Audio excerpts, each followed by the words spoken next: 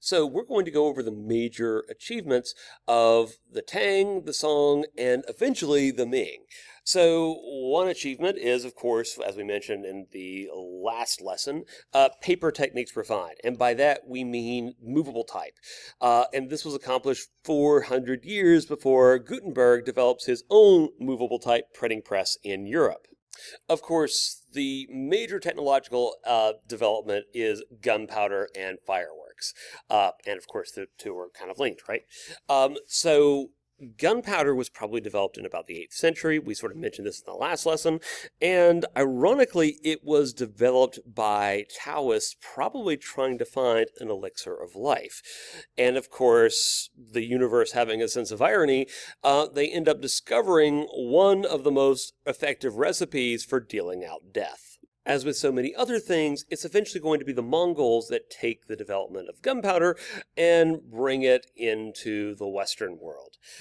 You also have the development of an abacus for accounting purposes, and the abacus is revised eventually to add the number 0, probably after contact with Indians and or maybe some Arabic traders. I forgot to mention that Bi Sheng is the guy who develops movable type, and because of the ease of access of printing, now scholars are considered cultural producers. In fact, gentlemen scholars are sort of expected to be proficient in the fine arts, which is kind of different now because in the past, Buddhists were tended to be emphasized as the artists. Demonstrating mastery in the arts was actually something that Confucian scholars had to demonstrate on their entry exams.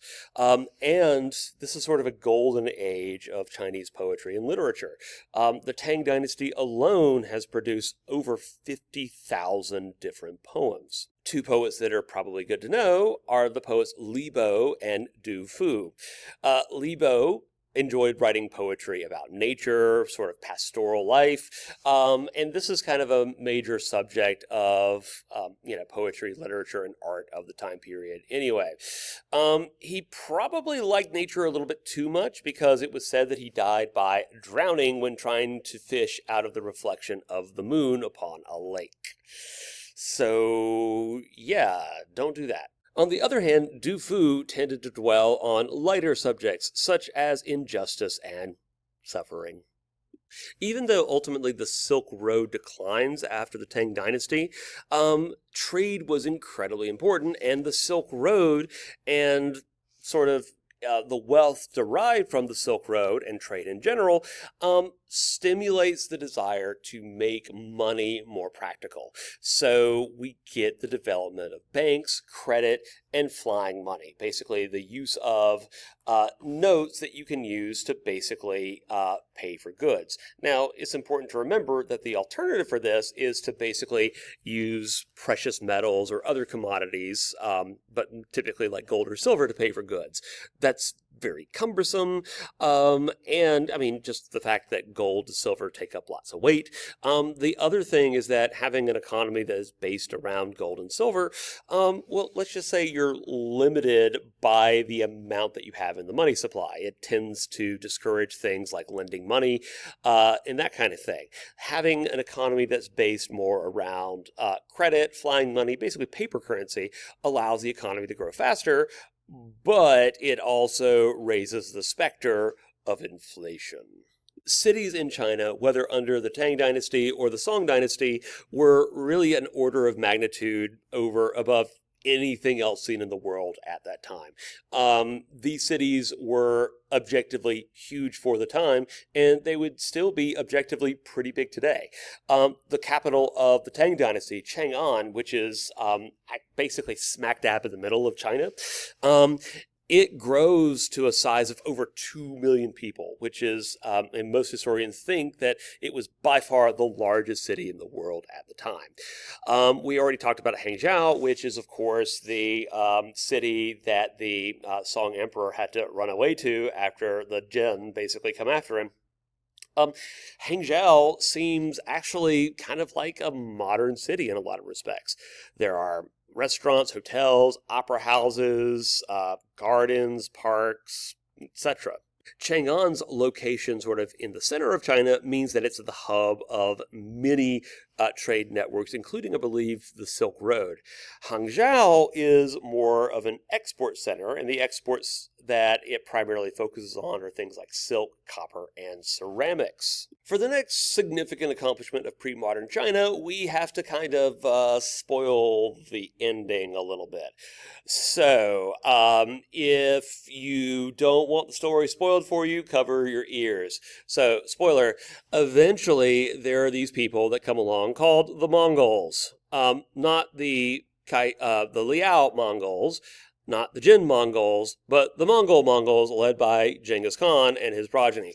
They will eventually dominate all of China and establish the Yuan dynasty with Kublai Khan as its first emperor.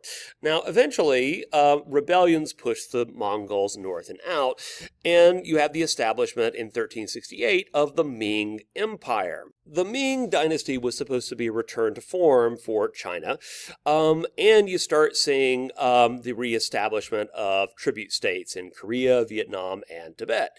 This sort of revives the old Tang structure of, tribute states with backed by military power.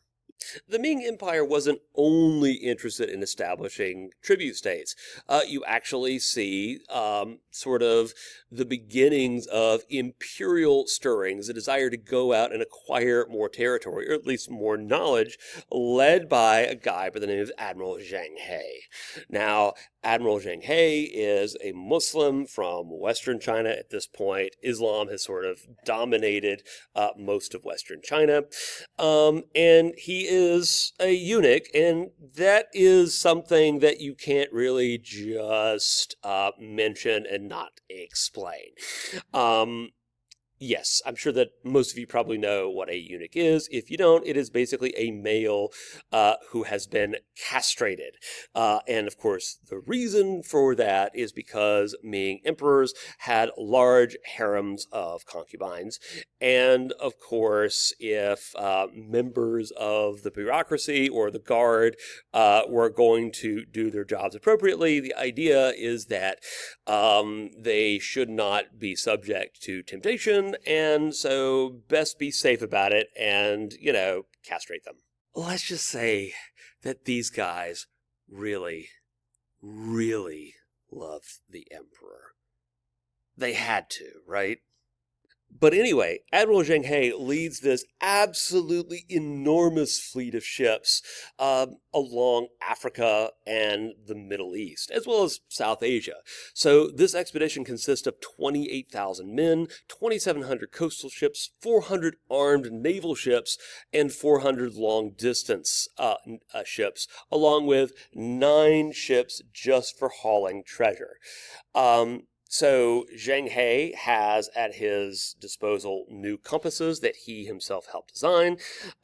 He, of course, maps out the expedition, and he brings a group of armed sailors for intimidation. And by the way, when I say that these ships were ridiculously big, I mean like this. This, for example, is a model of one of Columbus's ships, either the Nina, Pinta, or the Santa Maria. And on the other hand, here is one of Zheng He's ocean-going vessels. Of course, these ships set sail basically 100 years or so, or roughly 100 years, before Columbus ever did. So, yes, I understand this is not in English, but it still gives you kind of an overall idea of how far Zheng He manages to sail. He goes down the coast of China to Southeast Asia, what is present-day Vietnam, sailing through the Straits of Malacca. He stops off in what is now modern-day sort of Bangladesh, Calcutta, going to Sri Lanka, southern India, then making his way all the way up to basically Persia, and also sort of splitting the fleet up, going down the Horn of Africa, and almost going down to the Swahili coastline, I believe, and also landing in parts of Yemen. Basically, the people who saw this fleet were absolutely terrified. And I mean, who wouldn't be given the size of one of these ships?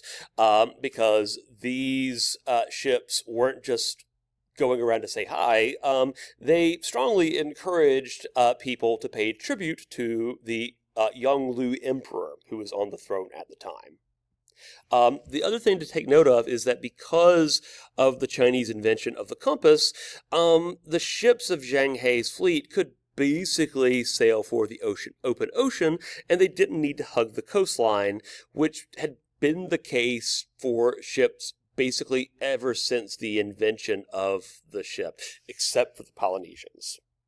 The expedition seems to be going well. The Chinese emperor has been given exotic animals from Africa, ivory, gold, all kinds of things. So it seems like it's a success. But in 1433, China cancels all expeditions. And it's for a variety of different reasons. One, we still have of course, the Confucians are back. And one of the things we remember about Confucianism is it hates merchants. Geez, Confucians hate merchants, they hate women, they hate Buddhists, they hate Taoists, they hate taxes. At this point, I'm wondering, other than harmony and obedience, what is the list of things that Confucians actually like? I now want to see a speed dating game show where the contestants are basically exclusively Confucians, Taoists, or Buddhists. The other thing, and this sort of makes a lot more sense, is that the costs were simply seen as too extravagant. The Ming Empire was newly established, and of course, this is after the devastation wrought by the Mongols, and of course, the Ming are establishing a brand new capital at Beijing. It seemed like demanding overseas tribute, it was just not at the top of the priority list. Other thing is that the Yongle Emperor died, and of course the successor wanted to sort of differentiate his era from his predecessors. But the other thing is that you have traditional sort of Chinese xenophobia, the idea of China being the Middle Kingdom.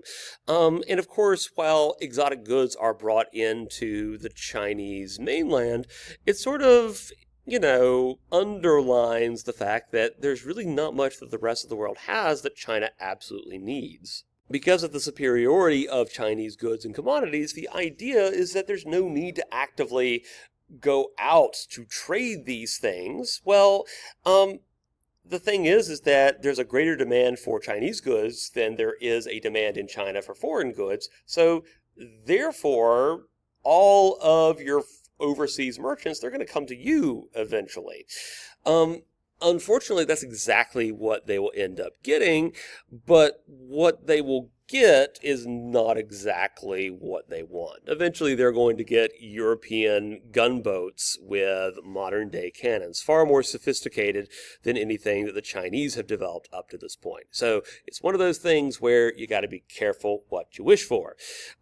They continue to be active in East and Southeast Asian trade, but this act, basically the cancellation of all these overseas expeditions and Zheng He's fleet basically rotting away, is kind of seen as symbolic. This is China at, not its absolute peak of power, but still pretty powerful. And at this point in time, they by far have a much larger economy and population than pretty much any other society on Earth. They could be a world trading power, like eventually the Western European countries would be, but they decline to do that. And there's speculation that had they embraced that mission, maybe we would talk about Zheng He reaching the Pacific coast of North America before Columbus ever reached the Atlantic coast of, or at least the Caribbean, I suppose. So ultimately, this cedes the initiative to small Western European states who do decide to become powerful and trading superpowers. And again, when eventually the Chinese are on the receiving end of conflicts like the Opium War, they learn that you have to be careful what you wish for. Until next time.